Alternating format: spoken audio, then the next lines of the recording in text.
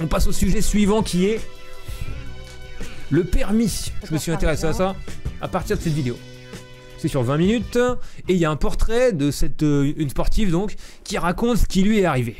Sur un trottoir parisien, j'ai été fauchée par un conducteur très âgé qui a perdu le contrôle de sa voiture. Et malheureusement, dans cet accident, j'ai perdu ma jambe gauche. Quand j'ai commencé ma rééducation, je me suis dit qu'il était absolument utile de mener un combat pour la fin du permis de conduire à vie. On se rend bien compte qu'au-delà de l'âge, qui est un facteur qui altère l'aptitude à la conduite, il y a également d'autres facteurs, comme des maladies dégénératives, la perte de vue, la perte d'audition, et également des médicaments qui sont incompatibles à la conduite. Le combat que je mène, il est simple, c'est la mise en place de visites médicales obligatoires pour tous les conducteurs, avec une fréquence plus régulière à partir d'un certain âge, pour tous les conducteurs d'abord tous les 10 ans, à partir de 70 ans tous les 5 ans, à partir de 75 ans tous les 2 ans, et à partir de 80 ans, cette visite médicale passerait à tous les jours.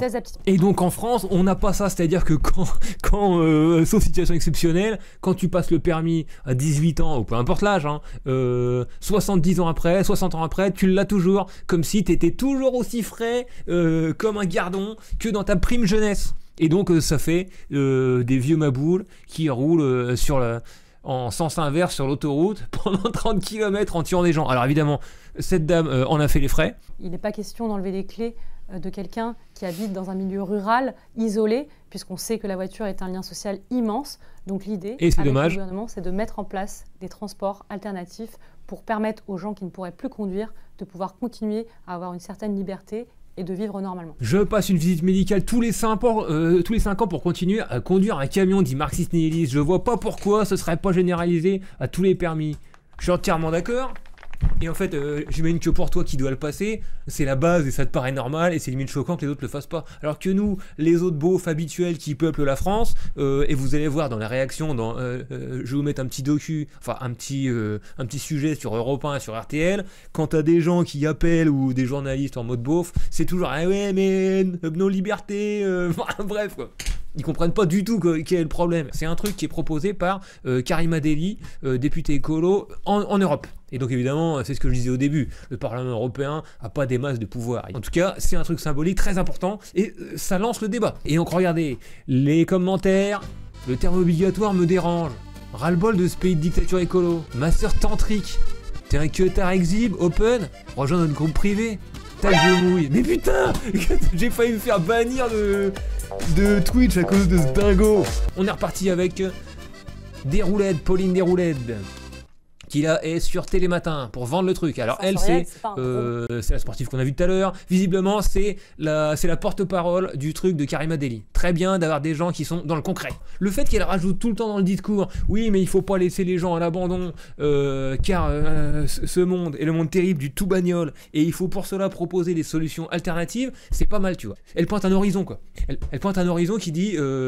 c'est pour faire reculer la bagnole en fait, et pour faire avancer autre chose. Et ça, c'est vraiment très bien qu'elle le dise. C'est pour ça qu'il faut contrôler tout le monde, on n'est pas tous égaux. Nos libertés, elle veut contrôler tout le monde.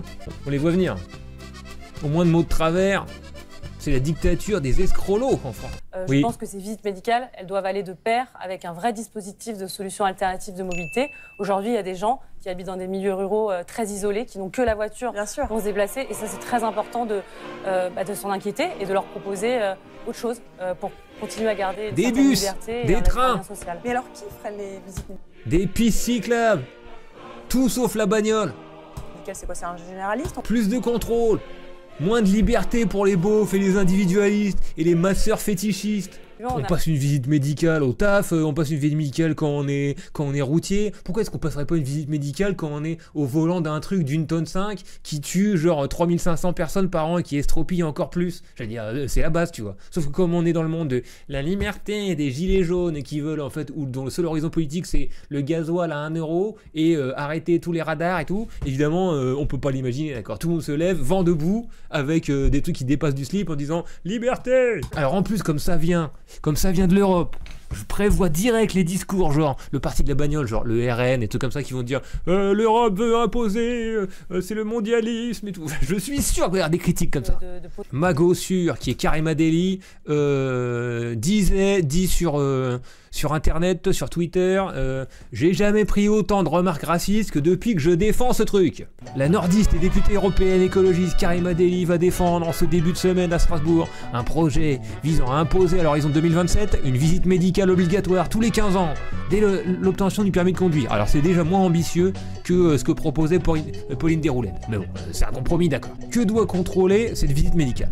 Karima dit, l'Europe va demander un contrôle de la vue, de l'ouïe et des réflexes. Ensuite, si par exemple la France, dans la transposition du texte, veut aller plus loin, elle le pourra. On sait que non.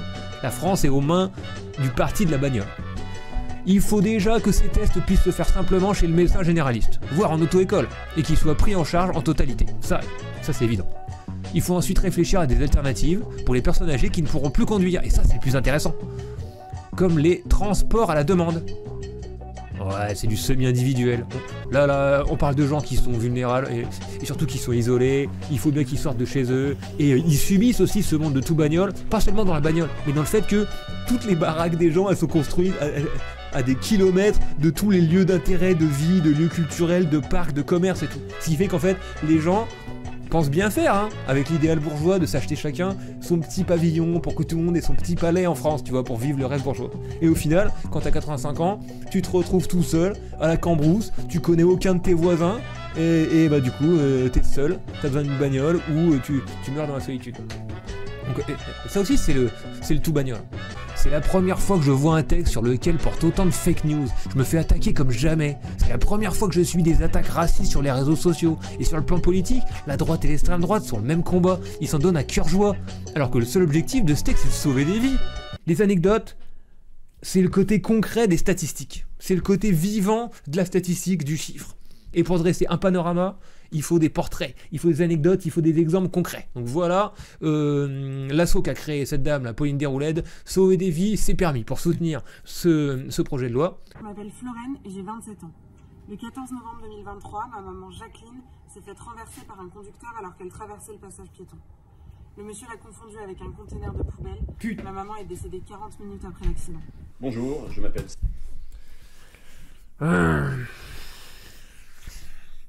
Et tous ces trucs, c'est homicide involontaire, hein, monsieur.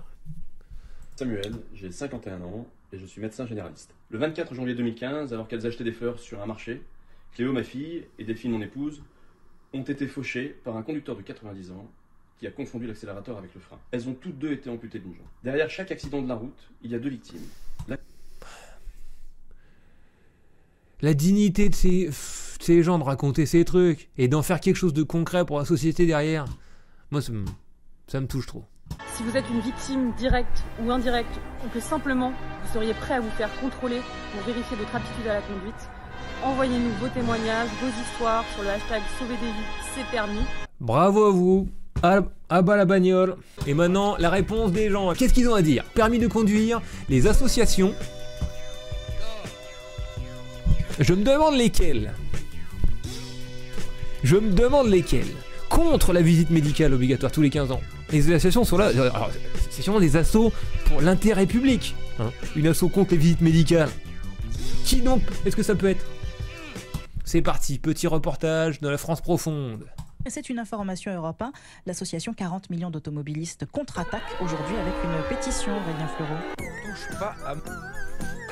Quel genre d'assaut pourrait défendre constamment les intérêts de l'industrie et de la beaufitude qui en découle en fait, hein. La beaufitude qui en découle du monde de chacun dans sa bulle de métal, tu vois, de la compétition généralisée de tout le monde. Non, l'assaut des masseurs tantriques, ils sont pas assez organisés, d'accord? Ils sont trop individualistes, eux, tu vois. Ils sont même pas organisés en assaut. Le message est clair, la pétition est en ligne depuis aujourd'hui. Pour Pierre Chasseret de 40 millions d'automobilistes, rien ne justifie cette nouveauté, pas même l'argument du nombre de morts sur les routes. Non, il en a rien à carrer. À l'échelle internationale, dans tous les pays où on a instauré un contrôle médical, il n'y a... C'est le fascisme qui l'a emporté. C'est le communisme, le stalinisme. 100 millions de morts, monsieur. eu aucune amélioration significative de la sécurité. Cette fois-ci, c'est sur RTL. Henri a 104 ans.